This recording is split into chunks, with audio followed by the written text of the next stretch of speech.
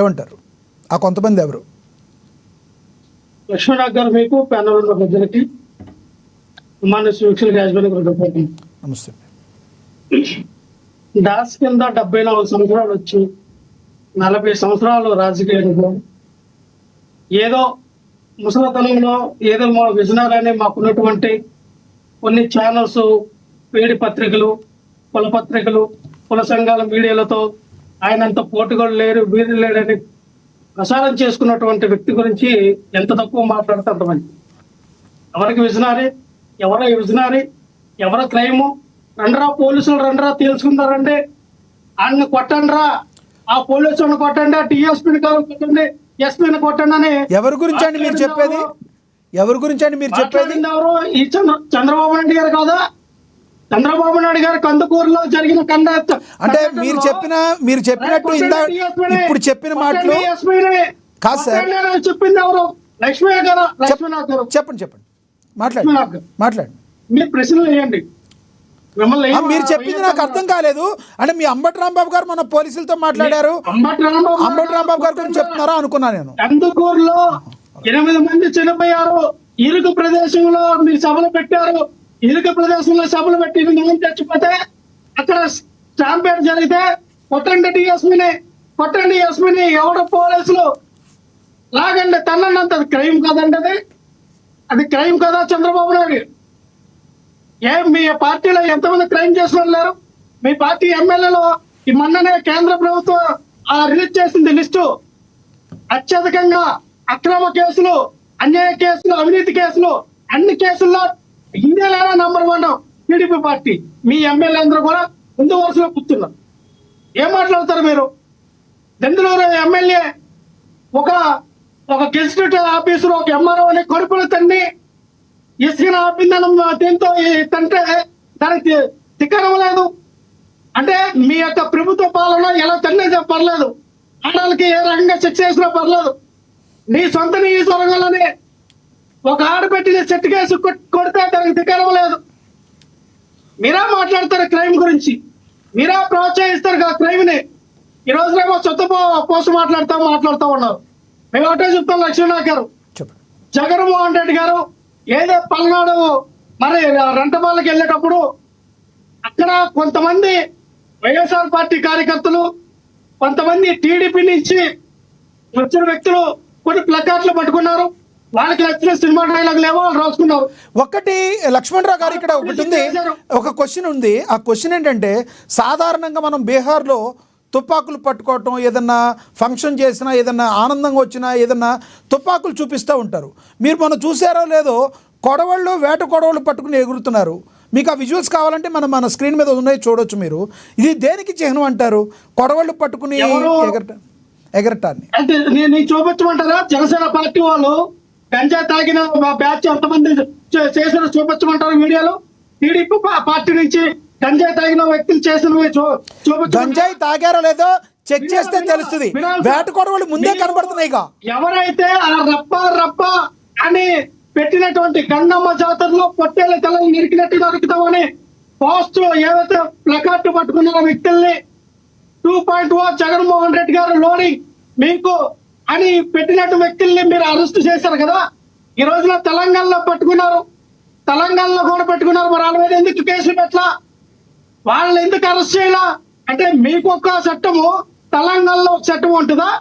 దేశవ్యాప్తంగా ఒకే చట్టం కదా ఉండేది. తెలంగాణకు ఒక చట్టము, ఆంధ్రప్రదేశ్కి ఒక చట్టము, ఒక్కొక్క రాష్ట్రానికి ఒక చట్టాలు ఉంటాయా?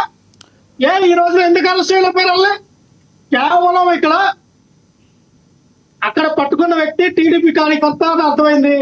టీడీపీ కార్యకర్త ఆయన ఈ 1 year పరిపాలనలో ఆయనకి పరిపాలన నచ్చగా టీడీపీని రప్ప కోస్తానని చెప్పి ప్లకార్డు పట్టుకున్నాడు. అవునండి, టీడీపీ కార్యకర్త మీ అధినాయకుడు ఖండించాలి కదా సార్, ఖండించాలా లేదా? దేనికండి? జగన్మోహన్ రెడ్డి గారు ఏమన్నారు? మీరు నరకండి అన్నారా జగన్మోహన్ రెడ్డి గారు?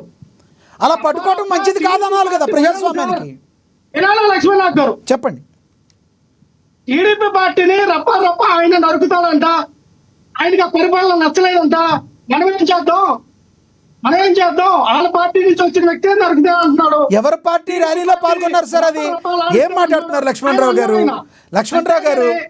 ఎవరి పార్టీ ఎవరి ర్యాలీలో ఉన్నారు, కండువాలు ఎవరై కప్పుకుని ఉన్నారు, పట్టుకున్న వాళ్ళు ఎవరు బొమ్మ పెట్టుకున్నారు, మనం మరీ అడ్డుకోలుగా మాట్లాడకూడదు కదా, జనాలు చూస్తున్నారు. వినాలి లక్ష్మణ్ చెప్పండి. ఇక్కడ ఆ రప్ప ప్లకార్డు పట్టుకుంది టీడీపీ కార్యకర్త. దానికి జగన్మోహన్ రెడ్డి గారు అడిగారు, ఆ కార్యకర్త వచ్చాడు పోనీ మనసు మార్చుకున్నాడు, మన పార్టీలోకి వచ్చడం మంచిదే, మనం స్వాగతిస్తాం అని అన్నాడు. మీకులాగా మా పార్టీ కార్యకర్త కాదు, మా పార్టీ కార్యకర్త కాదని వచ్చి ఆ పవన్ కళ్యాణ్ పార్టీ నుంచి పక్కతో వేస్తాడు, మా పార్టీకి సంబంధం లేదు చంద్రబాబు నాయుడు పక్కతో వేస్తాడు, జగన్మోహన్ రెడ్డి గారు అలగల్లా. సరే, ఇప్పుడు ఫైనల్ గా చెప్పండి, ప్రజాస్వామ్యంలో ఏం కావాలని కోరుకుంటున్నారు? లక్ష్మణరావు గారు, మీరు ఒక వ్యక్తిత్వం గల మనిషిగా, ఇప్పుడు పార్టీల గురించి వదిలేయండి, ప్రజాస్వామ్యంలో ఏం జరిగితే ప్రశాంతమైన వాతావరణంలో ప్రజలు ముందుకెళ్తారని మీరు కోరుకుంటున్నారు?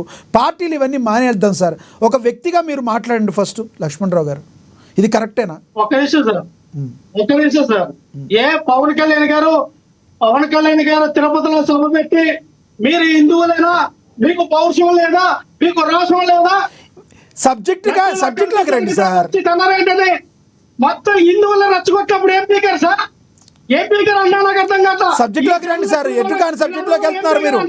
ఇప్పుడు జరిగినది ఏంటి, వాళ్ళు మనం పెట్టుకున్న సబ్జెక్ట్ ఏంటి? లక్ష్మణరావు గారు, సబ్జెక్ట్ లో మాట్లాడండి. సంఘత్వాసం చేస్తూ ఉన్నారా? పవన్ కళ్యాణ్ గారు ఏమంటే మతాల మధ్య కులాల మధ్య రచ్చగొట్టినప్పుడు ఏం పీకారు అన్నా, ఈ సోకాల పేదవాళ్ళందరూ కూడా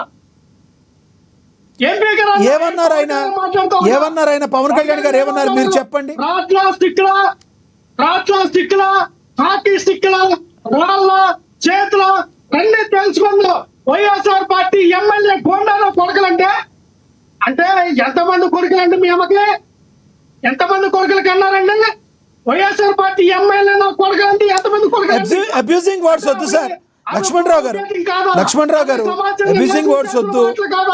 అవే మన సుభాషితల, అవే మన వేమల పచ్చిల, లేదా కరిగిపాటి గారి ప్రవచనాల.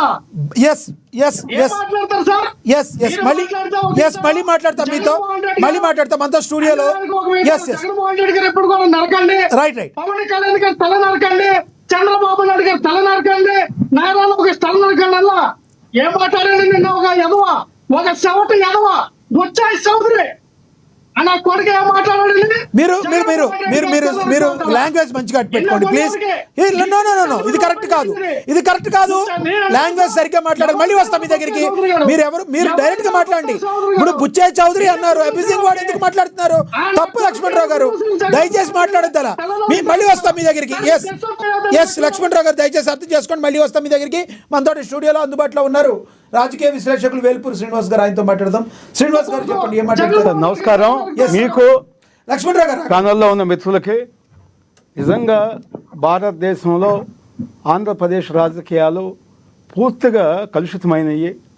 మనం గతంలో ఎవరన్నా మాఫియా అనుకుంటే ఒసామా బిన్ లాడెనో లేదా దావూద్ ఇబ్రహీం మాట్లాడుకునేవాళ్ళం.